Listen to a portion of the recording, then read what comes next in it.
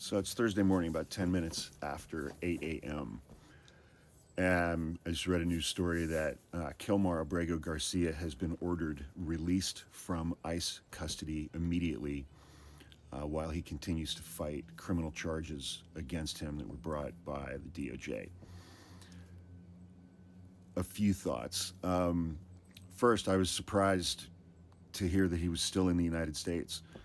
I had not kept up on recent developments in his case, but remember that he was one of the people who was on that plane on March 15th that Kristi Gnome defied a court order that plane remain on the ground in the United States. She sent it to El Salvador.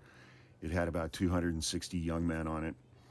And the Trump administration said that they were all Venezuelan members of the Venezuelan street gang Tren de Aragua. And Kilmar Abrego Garcia was on that plane, along with other young men like the hairdresser Andre Jose Romero Hernandez. So these 260-ish or so young men were taken to Secot prison in El Salvador. A prison full of gang members, a prison full of people who were never going to get out alive. And these young men endured 4 months of torture, daily beatings, physical assault, sexual assault while at that prison. And 85% roughly of the young men on that plane had no criminal records whatsoever. And the government never produced any evidence that any single one of them had ever been a member of Tren de Aragua. And, excuse me. And so he's got criminal charges pending against him. Why does he have criminal charges pending against him? And this was just an absolutely atrocious thing that happened.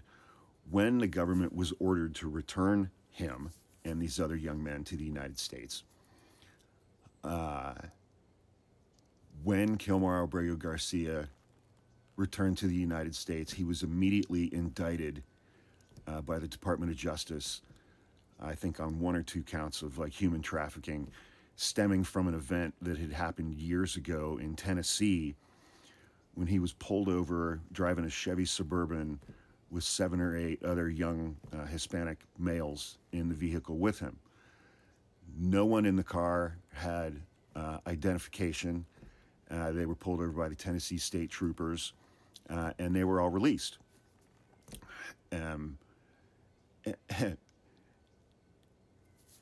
Released by Tennessee state troopers. And so I remember I did a long episode about the indictment that the court, or excuse me, that the DOJ released. And in that indictment, they said he was a drug smuggler, a drug trafficker, a human trafficker, that he had solicited nude images and videos from a minor. They listed all of these incredibly horrific things that they alleged that he had done. But they didn't indict him for any of those other things. They indicted him for human trafficking from an incident where the Tennessee state troopers had let him go and not charged him with anything. And so, you know, as was par for the course with this administration, it was selective prosecution. It was vindictive prosecution because Donald Trump and Kristi Gnome and Pam Bondi were not going to let an undocumented immigrant beat them. They were not going to let an undocumented immigrant win.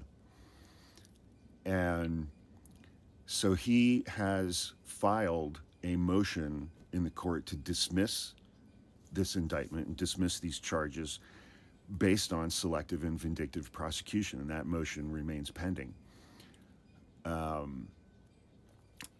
But it's, you know, I mean, he was picked up, I don't know, the first week of March of this year,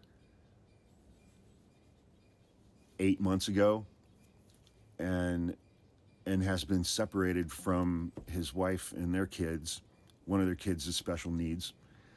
So he's been separated from his wife and kids this whole time for 8 months. And so this morning, Thursday morning, a judge has ordered him released from ICE custody. And so he'll still have to, deal with pretrial restrictions on like travel, and he'll probably have to be at home with an ankle monitor and things like that. But he's going to get to be reunited with his family. And it's, I mean, I've said it so many times, the cruelty is the point with this administration. And I don't think that was ever any more clear in Kristi Gnome and Trump and Stephen Miller, sending that plane with 260-ish young men to El Salvador, with the understanding that these young men were going to spend the rest of their lives in that prison.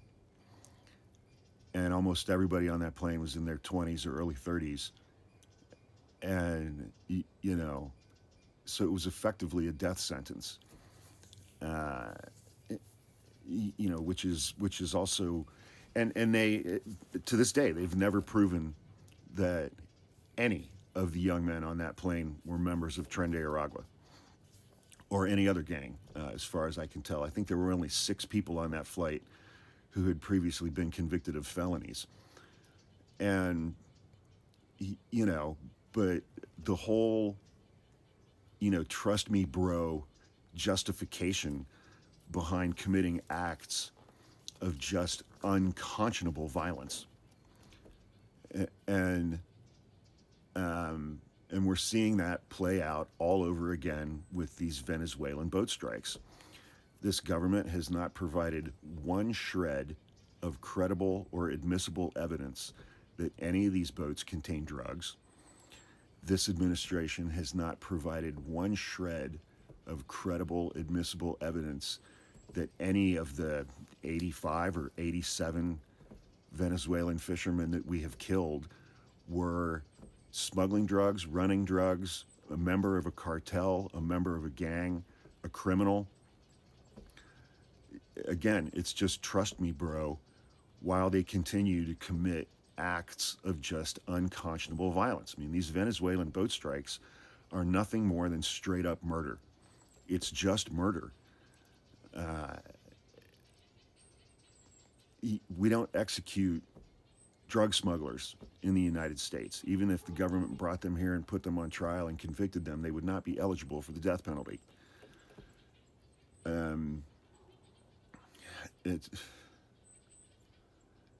It's just every day with these fucking people, man. And nobody's doing anything to stop it. Nobody's doing anything to stop it. The judges are trying, and I applaud the judge this morning in releasing Mr. Abrego Garcia from ICE custody. But they've been holding this guy for 8 months, and for the first 4 months, he was in Secot prison, getting the shit kicked out of him every single day. And MAGA cheers it on. They love violence against groups of people that they don't like. And they're just fucking gross, man.